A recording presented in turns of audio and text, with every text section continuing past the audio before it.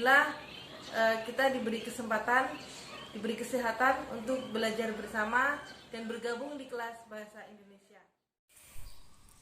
Anak-anak, materi kita kali ini yaitu laporan hasil observasi. Namun sebelum kita mulai pembelajarannya, mari kita membaca basmalah dulu. Bismillahirrahmanirrahim. Semoga kita diberi kemudahan dalam mempelajari materi ini. Tujuan pembelajaran kita kali ini yaitu mengidentifikasi teks laporan hasil observasi, menginterpretasi atau menyampaikan isi teks laporan hasil observasi berdasarkan pengamatan sesuai dengan ciri teks LHO. Berikutnya sekarang kita amati gambar berikut ini. Dalam gambar tersebut kita bisa mengamati dari segi bahannya, bahan dari kursinya, kemudian bentuknya, atau bahkan kita bisa mengamati suasana yang ada dalam gambar tersebut. Hasil pengamatan itulah yang nanti kita sebut sebagai teks observasi. Berikutnya, jadi pengertian dari teks hasil observasi yaitu teks yang berisi penjabaran terhadap objek yang diamati. Fungsinya untuk menjelaskan informasi tentang suatu objek yang telah diamati. Dan isi-isi dari teks LHO itu berisi fakta yang dapat dibuktikan secara ilmiah. Jadi fakta atau kenyataan dan bisa dibuktikan. Kemudian objek yang akan diobservasi bisa berupa benda, berupa hewan, tumbuhan, kegiatan, dan lain-lain. Contoh dari observasi kegiatan, kalian bisa mengobservasi kegiatan 17-an di kampung kalian, atau kesenian, atau juga mengobservasi tentang kebudayaan. Kemudian ciri-ciri dari laporan hasil observasi yang pertama yaitu harus bersifat objektif. Objektif itu sesuai dengan objek yang kita amati.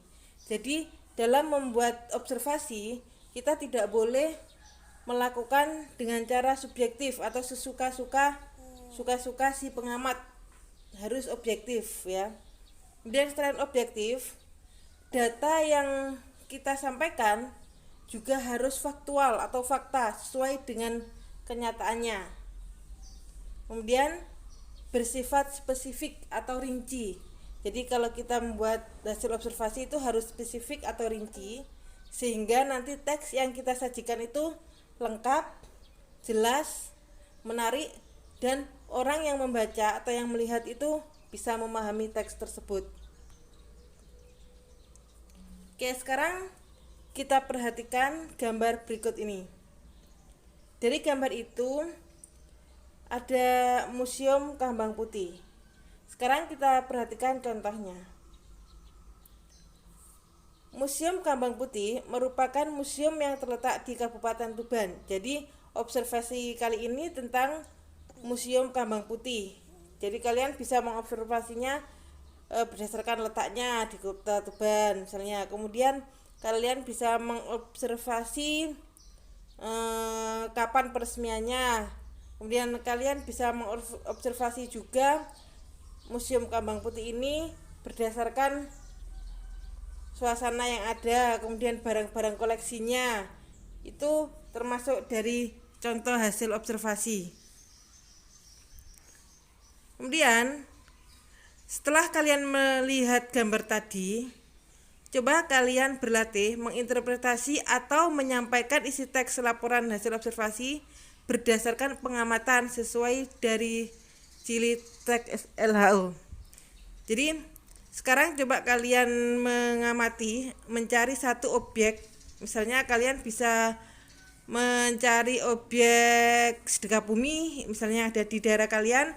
Kemudian kalian observasi apa saja kegiatannya, kemudian bagaimana caranya, dan setelah itu coba kalian ungkapkan bersama temanmu, kalian ceritakan kembali hasil observasimu itu dengan temanmu. Itu berarti kita mencoba membuat latihan mandiri ya, sehingga kalian bisa paham, bisa mengerti dari teks hasil observasi itu.